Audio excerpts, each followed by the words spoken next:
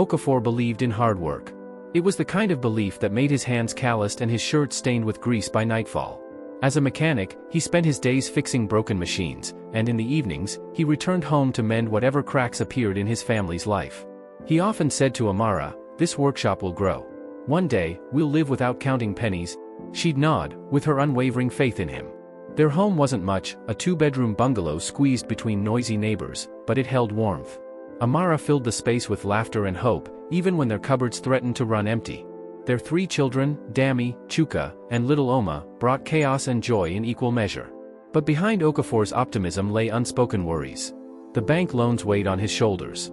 Each day, he drove back home hoping that the next would be better, that he wouldn't need to borrow more just to keep the workshop running. That evening, the rain started before Okafor even left the shop. He wiped his hands on a rag, locked up, and called Amara. "I'll be home soon," he said. She reminded him to drive carefully, her voice tinged with affection and worry. The roads shimmered under the streetlights, slick with water. He gripped the steering wheel, keeping his eyes fixed ahead. The rain poured heavily, drumming against rooftops and drowning out the sound of tires screeching. Okafor was behind the wheel, driving home. But fate had other plans.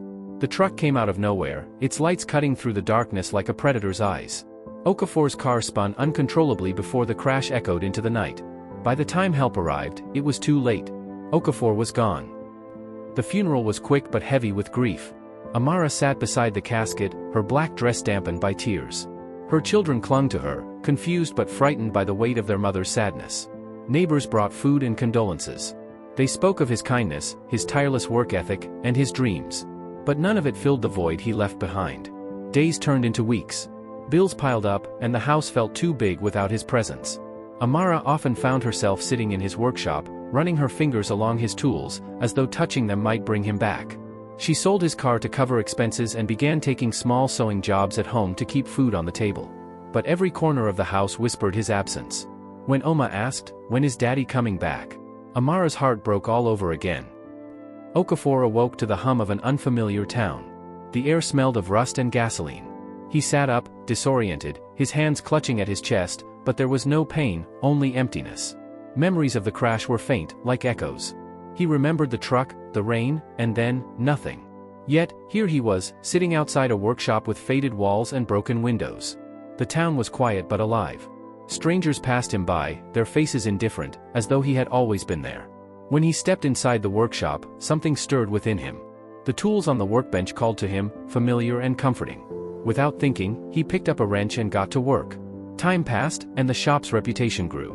Customers marveled at his skill, spreading word about the quiet mechanic who never seemed to tire. What they didn't know was that he was no longer a man of flesh and blood. Despite his ghostly existence, he felt alive whenever he worked. The hum of engines and the smell of oil grounded him in a reality he couldn't abandon. But his heart still beat for Amara and the children. He couldn't explain why he couldn't return to them or why the town seemed to bind him, but his love for them burned brighter than ever. Then an idea struck him: he would take care of them, even from afar. One evening, he asked a dispatch rider about sending parcels anonymously. With his earnings, he bought groceries, clothes, and even toys, carefully packing them and sending them off with no return address. It was the only way he could reach them. Amara was startled when the first parcel arrived. A brown box wrapped neatly with no return address, no sender name. Inside was a small stack of money and groceries, things she desperately needed but hadn't dared to hope for. Her first thought was that it was charity from someone in the neighborhood. She asked around but found no answers. The parcels kept coming every month: food, clothes for the children, school supplies, and always money tucked safely in an envelope. She was filled with gratitude mixed with curiosity. She kept wondering who was the mysterious benefactor? She wondered. As the months passed, her neighbor, Ifeoma, began encouraging her to remarry. "You can't live on charity forever, Amara," she said. "You need someone to take care of you and the kids." Amara bristled at the suggestion. "I have someone taking care of us already," she replied, clutching the latest parcel. Yet she kept wondering who the sender is. She visited the delivery company several times, but they guarded their clients' anonymity like a fortress. Her desperation to thank the sender grew, but she hit one wall after another. Then she devised a plan. Amara befriended a young woman who worked at the delivery company. Over time, trust developed, and Amara used the friendship to press for details. She didn't need much, just a clue. When the woman slipped her a piece of paper with the sender's name, Amara froze. "Okafor." Her heart pounded painfully. It had to be a mistake or a cruel joke. Yet, deep inside, hope flickered. Could it be him? Was her husband alive somehow? Unable to ignore the possibility, she packed a small bag and traveled to the distant town listed in the parcel's records. The bus ride was long, and doubts filled her mind. Was it really Okafor? Or someone pretending to be him? Amara stepped off the bus and into the unfamiliar streets, her heart a storm of emotions. She wandered, unsure of where to start until she overheard two men discussing a mechanic's workshop. Her husband's name. His workshop's name. Her legs trembled as she followed the directions. From a distance, she saw the man. He wore overalls smeared with grease, moving confidently around an old car. And there he was. Okafor's movements were precise, his expression focused. Grease stained his hands just like before. Amara wanted to call out to him, to run into his arms, but fear rooted her in place. What if he disappeared? What if seeing her made him vanish forever? Fear gripped her. There has been stories of ghosts vanishing forever if they saw someone they knew. She couldn't risk it. Not when he was still providing for them. She turned and walked away, tears blurring her vision. Amara spent another day in town, gathering details about Okafor from locals. They spoke of him as though he had always been there. He's a miracle worker with engines, one man said. No family, though, added another. Never talks about his past. Amara's heart ached, but she decided not to disturb his new life. She returned home, carrying both relief and sorrow. Back home, Amara channeled her emotions into caring for the children. She cleaned Okafor's grave regularly, whispering her gratitude to him.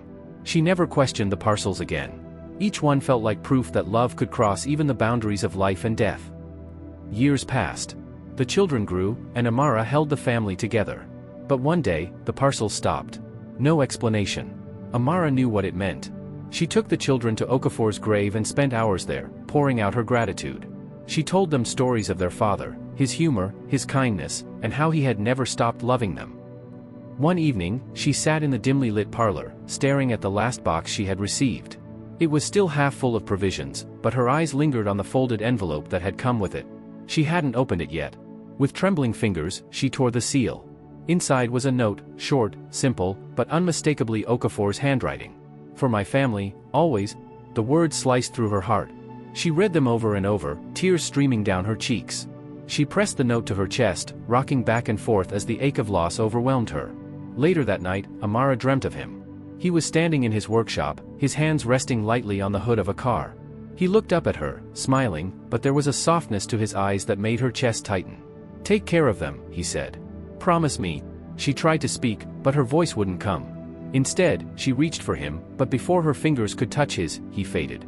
She woke up with tears on her pillow and knew what it meant. Okafor was gone. She knew, he had finally found peace. As the weeks passed, Amara poured herself into her sewing business, determined to make up for the loss of the mysterious support. She took on more clients, sometimes working late into the night while the children slept. But she didn't forget Okafor. She visited his grave more often, bringing fresh flowers and sitting in silence.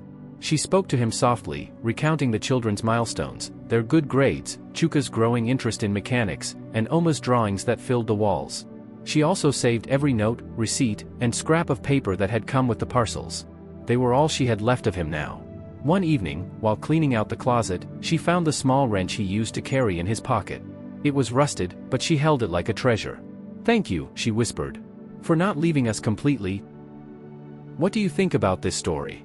Have you heard stories of dead people reliving their life in another place? Tell us in the comments below, and please don't forget to like this video and subscribe to this channel for more interesting stories. Bye.